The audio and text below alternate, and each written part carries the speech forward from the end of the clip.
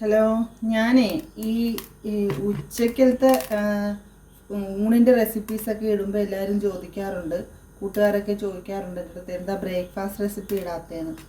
അപ്പോൾ നാളത്തെ ബ്രേക്ക്ഫാസ്റ്റിനുള്ളതാണ് ഇത് ഒരു ഗ്ലാസ് പച്ചരി അളന്ന അതേ ഗ്ലാസ്സിൽ തന്നെ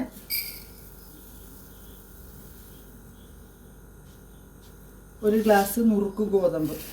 ഇത് രണ്ടും കൂടെ നല്ലോണം കഴുകി ഒരു 2 മണിക്കൂർ കുതിർത്താൻ വയ്ക്കാം. അത് കഴിഞ്ഞ് അരയ്ക്കുന്നത് കാണിച്ചു തരാം. അപ്പോൾ അതേ നമ്മുടെ ഗോതമ്പും അരിയും കൂടെ കുതിർക്കാൻ ഇട്ടിരുന്നത് 2 മണിക്കൂറായിട്ടുണ്ട്. അത് കുതിർന്നിട്ടുണ്ട്. അത് നമുക്ക് അരച്ചെടുക്കാം. അത് ഈ മിക്സിയുടെ ജാറിലോട്ട് ഇതെല്ലാം ഇട്ട് കൊടുക്കാം.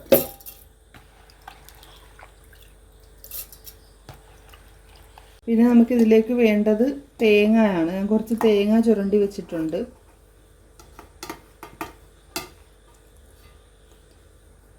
അത് മൊത്തം ഇതിൻ്റെ കൂട്ടത്തിലിട്ട് കൊടുക്കാം. ഗോതമ്പിൻ്റെ അരിയുടെയും കൂട്ടത്തിലിട്ട് കൊടുക്കാം. പിന്നെ വേണ്ടത് ചോറാണ്. ചോറും അതുപോലെ ഒരു ചെറിയ പാത്രത്തിന് ഞാൻ ഒരു 3/4 പാത്രം എടുത്തിട്ടുണ്ട്. അതും ഇട്ട് കൊടുക്കാം. പിന്നെ നമുക്ക് ഇതിലേക്ക് അരയാൻ ആവശ്യത്തിനുള്ള വെള്ളം ഒഴിച്ചു കൊടുക്കാം.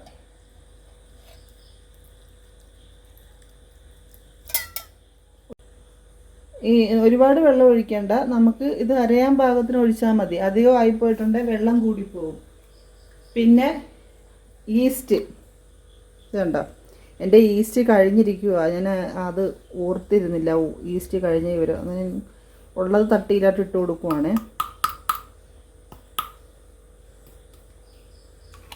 ഉള്ളത് അത്രയും തട്ടി ഞാൻ ഇട്ടിട്ടുണ്ട്. അല്ലെങ്കിൽ ഞാൻ ഈ ഒരു അടപ്പിന് ഒരടപ്പ് എടുക്കും, ഒരടപ്പ് ഫുള്ളെടുക്കും. അങ്ങനെ എപ്പോഴും ചെയ്യുന്നത്. ഇനിയിപ്പോൾ ഈസ്റ്റ് കഴിഞ്ഞുകൊണ്ടുള്ളത് തട്ടിയിട്ട്. അപ്പോൾ അതേ നമ്മുടെ ഗോതമ്പും അരിയും കൂടെ ഉള്ള കൂട്ട്, തേങ്ങായും ഈസ്റ്റും ചോറും ഒക്കെ ചേർത്ത് ഞാൻ ഇവിടെ അരച്ച് വെച്ചിട്ടുണ്ട്. കണ്ടോ, ഈ ഒരു ഇത്രയും ലൂസിൽ അരച്ചെടുക്കാവുള്ളൂ. ഒരുപാട് ലൂസായി പോകരുതും, എന്നാൽ അങ്ങോട്ട് കട്ടിയുമായി പോകരുതും. ഇത് അപ്പത്തിന് വേണ്ടിയാണ്. ഇപ്പം വെള്ളം ആവശ്യത്തിന് പാകത്തിനുള്ള വെള്ളം ഉള്ളത് കൊണ്ട് ഞാൻ ഈ ജാറ് കഴുകി വെള്ളം ഒന്നും ഇതിലോട്ട് ഒഴിക്കുന്നില്ല. ഇങ്ങനെ തന്നെ ഓവർനൈറ്റ് ഫെർമെൻറ്റ് ചെയ്യാൻ വെക്കും. നാളെ അപ്പം ചൂടത്തുള്ളൂ. പിന്നെ കറി വയ്ക്കാൻ ഗ്രീൻ പീസാണ്. അതെൻ്റെ കൈക്ക് 2 പിടി ഗ്രീൻ പീസ് ഞാൻ എടുത്ത് വെച്ചിട്ടുണ്ട്. അത് മതിയാകും നമുക്ക്. അത് കുറച്ച് വെള്ളം ഒഴിച്ച് കുതിർക്കാനിടാം. ഇതും ഓവർനൈറ്റ് ഞാൻ കുതിർക്കാൻ വെക്കുവാണ്. എന്നിട്ട് നാളെ കറിയാക്കാം. അപ്പോൾ അതേ ഇന്നലെ നമ്മൾ അരച്ച് വെച്ചിരുന്ന നമ്മുടെ മാവിവിടെ പുളിച്ച് റെഡിയായി ഇരിക്കുന്നുണ്ട്. പിന്നെ ഇപ്പുറത്തെ സൈഡിൽ കുതിർക്കാനിട്ട ഗ്രീൻ പീസും കുതിർന്ന് റെഡിയായി ഇരിക്കുന്നുണ്ട്. അപ്പോൾ നമുക്കിത് കറി വെക്കാൻ ഒരുങ്ങാം. അതിനുശേഷം മാവ് അപ്പം ചുടാനും തുടങ്ങാം. അപ്പോൾ നമ്മൾ ഗ്രീൻ പീസ് കറിക്കുള്ള സാധനങ്ങളൊക്കെ ഇവിടെ എടുത്ത് വെച്ചിട്ടുണ്ട്. ഗ്രീൻ പീസ്, അതിലേക്ക് ഒരു 2-3 പച്ചമുളക്, പിന്നെ ഒരു സവാള അരിഞ്ഞത്, ഒരു 2 കിഴങ്ങ്, ഒരു ക്യാരറ്റ്, കുറച്ച് കറിവേപ്പില, പിന്നെ ഒരു ചെറിയ കഷ്ണം ഇഞ്ചിയും 3-4 വെളുത്തുള്ളിയും കൂടെ ചതച്ചത്. പിന്നെ കറി വയ്ക്കാനുള്ള കുക്കർ അടുത്ത് ചൂടാകാൻ വെച്ചിട്ടുണ്ട്. അതിലേക്ക് വെളിച്ചെണ്ണ ഒഴിച്ചു കൊടുക്കാം.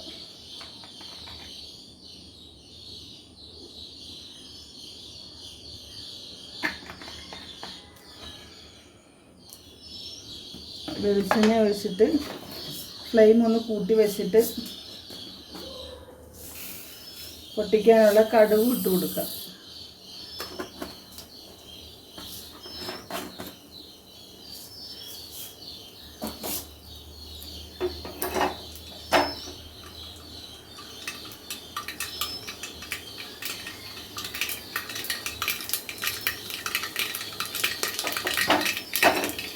കടുക് നല്ലോണം പൊട്ടിയിട്ടുണ്ട്. പൊട്ടിക്കൊണ്ടിരിക്കുമ്പം ഫ്ലെയിം കുറച്ചിട്ട് ഈ വേവിക്കാനുള്ളതെല്ലാം കൂടെ ഒരുമിച്ച് അങ്ങ് ഇതിലോട്ട് തട്ടിക്കൊടുക്കാം.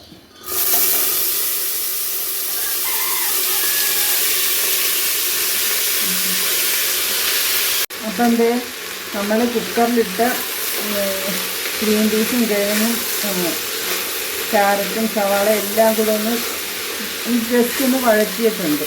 ഇത് ഫ്ലെയിം കുറച്ച് വെച്ചിട്ട് അതിലേക്ക് ആവശ്യത്തിന് വേണ്ടുന്ന പൊടികളെല്ലാം ചേർത്ത് കൊടുക്കണം.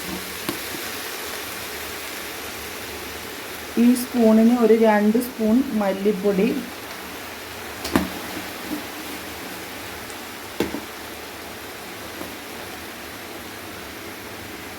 ഒരു 1/4 ടീസ്പൂൺ മഞ്ഞൾപ്പൊടി,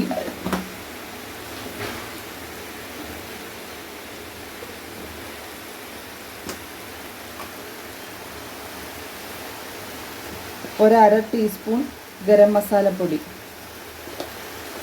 ഇത്ര എടുത്തിട്ട് ഈ പൊടിയുടെ പച്ച മണം മാറാൻ വേണ്ടി ഒന്ന് വഴറ്റണം.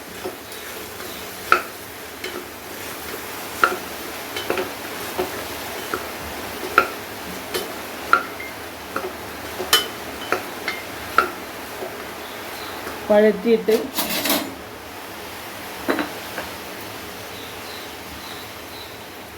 ആവശ്യത്തിനുള്ള ഉപ്പും ചേർത്ത് കൊടുക്കുക.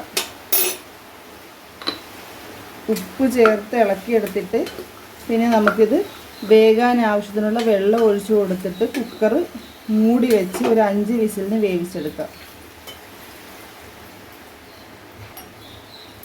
അപ്പോൾ അത് അപ്പം ചുടാനുള്ള ചട്ടി ഞാൻ ഫ്ലെയിം ഓൺ ചെയ്ത് വെച്ചിട്ട് ചൂടാക്കിയിട്ടുണ്ട്. അതിലേക്ക് ഒരു അല്പം നല്ലെണ്ണ ഒഴിച്ചു കൊടുക്കാം.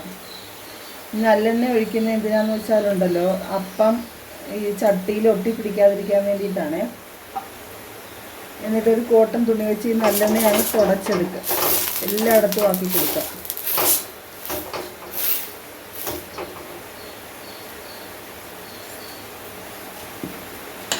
എന്നിട്ട് ഈ ഒരു തവിക്ക്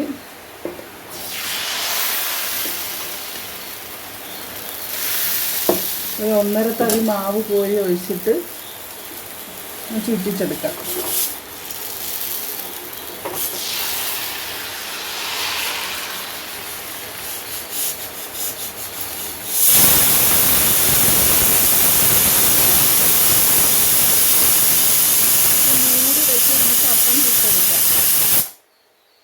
അപ്പം നമ്മുടെ അപ്പം ഇവിടെ റെഡി ആയിട്ടുണ്ട്. ഇതുണ്ടോ, സൈഡൊക്കെ മുരിഞ്ഞു തുടങ്ങിയിട്ടുണ്ട്. നമുക്ക് പെട്ടെന്ന് തന്നെ ഇളക്കിയെടുക്കാം. ഇതിങ്ങനെ ഇളക്കിയെടുത്ത് വയ്ക്കാം. ഇതുപോലെ എല്ലാ അപ്പവും നമുക്ക് ചുട്ടെടുക്കാം. അപ്പോൾ അതായത് നമ്മുടെ അപ്പം മൊത്തം ഇവിടെ റെഡി ആയിട്ടുണ്ട്.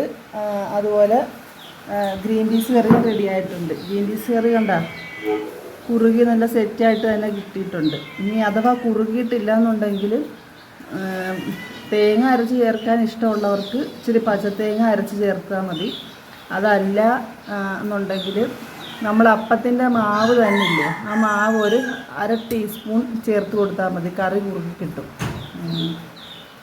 അപ്പോൾ അപ്പത്തിൻ്റെ കളറിലൊരു ചെറിയ വ്യത്യാസം ഉണ്ടെന്നേ ഉള്ളൂ, ടേസ്റ്റിലൊന്നും വ്യത്യാസമൊന്നുമില്ല. Okay, thank you.